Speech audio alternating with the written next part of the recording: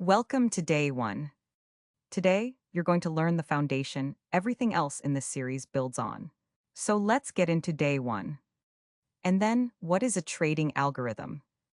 A trading algorithm is a set of rules that tells a computer exactly when to buy, when to sell, and how much. Here's a simple analogy to explain it better. On the left, we have the recipe, on the right, the algorithm.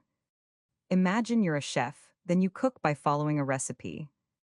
The recipe here says, if the pan reaches the right temperature, add oil. A trading algorithm works exactly the same way. The computer follows the instruction exactly as written, which in this case is, if the price crosses above this level, then buy. With that, we wrap up the simple introduction of the concept of a trading algorithm in QuantConnect. Here's a quick knowledge check. A trading algorithm makes decisions based on rules defined in advance, true or false. And the correct answer is true. That's exactly what an algorithm is. It's a fixed set of rules the computer follows, no improvising.